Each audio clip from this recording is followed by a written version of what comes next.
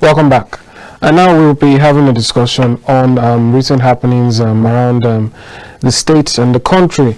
We have with me in the studio here former Speaker, Nigerian Youth Parliament, Mr. Mubarak Mijinyawa. Welcome to the program. Good afternoon. Good afternoon. Thank you. All right.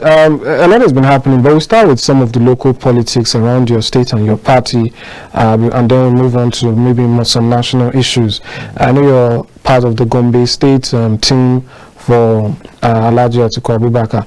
So let's start with what's happening in Gombe State right now in terms of on the local scene. How is it faring for your candidate? That's a state where your party is in the opposition, the PDP. So what's going on in Gombe State? Well, I can say that for anyone that has visited Gombe State in recent times would know that Gombe State is in dire need of a better leader. Someone who will do better than the one in position now, and someone who will save the people of Gombe State from the dilemma the present administration has put them in. Because looking at where we came from and where we are heading to, you would know that we have already created, a vacuum has already been created by the current administration in Gombe State. That is the administration of Governor Mamadi Inuwehaya. A vacuum of incompetence, a vacuum of selfishness, a vacuum of incapacitation. So all those challenges have come out clean and clear, especially for the people living in the rural communities. We have had in the past governments whereby people in the rural communities feel the impact of the government. They really feel touched about the developments being brought by the government. But unfortunately, this time around, for the first time ever in the history of the state, a governor is running a one-man show. Past administrations have tried as much as they could to carry everybody along and ensure that the deliverables are being delivered to the people according to the demands of the people, not just according to the interests of the person in charge. So for the first time ever in the history of the state has experienced this, and for us from that state believe that a vacuum has already been created. So it is now left for the people of Gombe State to bring in someone that will fill in, that will cover up that mess that the current administration has put the state in. Talking about debts, the internal debts in the state, talking about projects delivered to the people, talking about inflation of figures, amounts allocated for projects, talking about the impact of the government on the people, particularly people people that are into contracts, the contractors in the state, the appointees of the state government. So all these challenges put together will tell you that the people of Gombe State are in dire need of a better leader, a more focused and determined leader that will take us to the expected destination. All right, let's talk about the politics now. I think you've broken down what the governance some persons feel it is like over there. So the politics of it, we were talking before the program started, and you made mention of 3 frontline candidates, and the PDP, the APC, the ruling party in the state, and the NMPP. What's the politics looking like in terms of who is favored to clinch that seat this time around? Because now we have 3 major candidates, and you are still in the opposition, and on a national level, when there's more opposition, it generally favors the ruling party. But what is it like in Gombe State specifically? Well, I can say in Gombe State, the opposition, even the smaller opposition, the smaller opposition, which is NNPP, is confident of defeating the incumbent. Talk less of PDP, which is very much popular, which has ruled the state for 16 years. Before the emergence of Muhammad Yahya, which is the APC, the current governor, it was PDP 4 consecutive times. So people already know the level of impact that PDP had on them, and they really are looking up to a change, a positive change. Are you saying that what happened? How was the PDP removed if they were around all this while? Does it mean the people have rejected the party or something? Well, people will always say they want change, but they don't know the kind of change they want until they have it. Maybe they are looking for a better person, and upon getting that better person they thought he turned out to be the worst person. So that is exactly what has happened to the people of Gombe State, because I can assure you, right after the elections, maybe a year after, if another election was to be conducted, PDP will take over. Just a year after that election, because people had already regretted their actions during the 2019 general elections. But then, that's not withstanding, I can confidently say that PDP is at the forefront, and hopefully by March it will emerge victorious in the gubernatorial elections. But then I cannot just say that and keep quiet without telling you the plans that PDP has for the people. Yes, go ahead.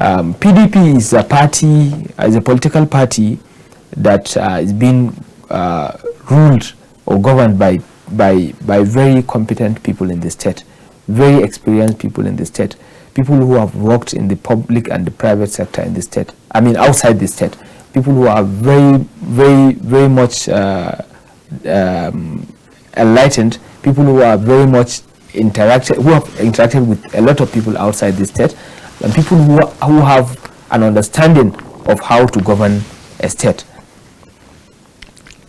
For example, our former governor, His Excellency Alhaji Ibrahim Hassan Dankombo, who served as governor between 2011 and 2019, was the Accountant General of the Federation. He knows very well how to manage the resources of the state, and he has an understanding of how to manage the human resource in the state. That is one of the areas I believe that this current administration has failed woefully. It has failed in the aspect of managing human resources, and it has failed also in the aspect of managing the resources of the state, particularly when it comes to contracts and projects in the state. You would find out that virtually 80-90% of the projects are being executed or are being allocated or given to companies of either the governor himself or people who are very close to him, in order to enrich themselves. So they are just there to fill in their purses so that they will go and spend money, maybe, or store money somewhere after their own term. So I can tell you that PDP has a better candidate. PDP has presented to the people better candidates all across the state, ranging from the State Assembly, the National Assembly, and the gubernatorial candidate. All right. I'd like to know what impact is your presidential candidate having in this? We have the 3 front runners. One of them is from the north, one is from the south, or 2 are from the south, one from the southwest, one from the southeast. Is that impact going to be felt in the local politics? Because a lot of people believe that Gombe State is one of those states that the PDP will be flipping this time around. Would that also affect the state's, the state politics? Well, most definitely, I can say, because if you look at the presidential candidate of the PDP, fortunately he's from the northeast, and Gombe State is one of the northeastern states. So that gives him an upper hand. That gives us an upper hand, and people have already accepted him. People of Gombe State have already accepted him, and they are just waiting for the day of the elections to elect him. So as far as I'm concerned, I am confident that Atiku Abubakar will win Gombe State with a landslide. All right, that's fair enough. Now, just to round it up, I'd like to get your thoughts on something that happened yesterday. It has gone into today, which is a debate that is online now and perhaps in some places around about an issue. Your candidate yesterday released a tweet where he said Nigeria should not be left in the hands of a greenhorn, which is someone new to national politics, or in the hands of the leader of the party that has put Nigeria where it is.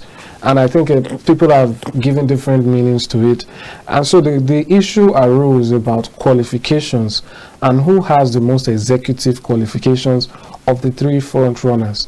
This was something that was said in the past by one of the APC spokesmen here, Festus Keyamo.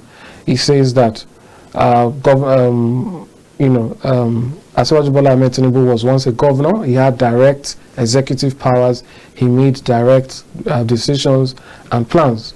He says, on the other hand, former Governor Peter Obi was also the governor of Anambra State. He had direct executive powers and he made plans. And he says that Atiku has no such standing because he was a vice president and he was a spare to the president, and therefore did not have to make any decisions himself, which means he's the least qualified in terms of having executive powers. So, how do you respond to that? Because now the conversation, a very robust and a very rowdy conversation going on right now is which is more powerful, so to speak, a vice president or a governor? Well, if you are a governor, if you happen to serve as a governor and for the first time, and you want to go for the second term, that will give you an upper hand that you have served as a governor and people have tested you. If you have performed from that, people will know and will give you another chance. If you have not performed, people will not give you another chance. But talking about presidency now,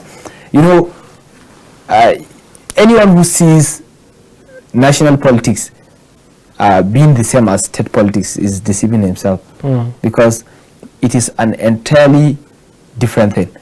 There are two different things entirely, because national politics covers a whole lot of diversity. It covers different religions, different ethnic groups, different people with different backgrounds and different expectations from people.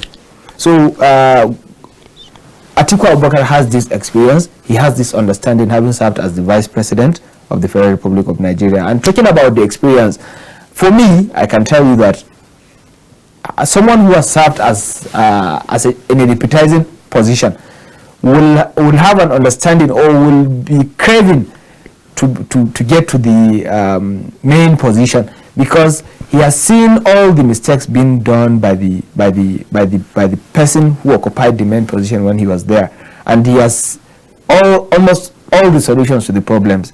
So Atiku Abubakar has an understanding of how the nation should be run, and he has an understanding of the economy of the country, because he led the economic team of the former president Olusegun Obasanjo for 4 years, and that gives him an understanding of how to run the economy of Nigeria. So for me, I can say that Atiku Abubakar is the best candidate presented so far, not because I'm a member of the PDP, but even based on their qualification, based on their understanding, and based on their manifestation, based on what they are presented to the people. I think Atiku Abubakar is the best amongst them. All right, thank you very much, Mr. Mubarak Juniala, for your thoughts today, and I hope to have you back sometime soon to speak on some more salient issues going on within the PDP. But for now, thanks for coming. Thank you very much. All right, this is how we round off the Polity today, but now we'll leave you with a live appearance currently ongoing in United Kingdom, in England to be precise, at Chatham House. The INEC chairman, Mahmoud Yakubu, is currently speaking, so we'll leave you with that question and answer session where he speaks about the 2023 elections and the peculiarities of this election cycle. That is how we end the program. Do join us tomorrow for more discussions on polity, the governance, and the state of the nation. Have a nice day. Now take a listen to Professor Mahmoud Yakubu. See you tomorrow.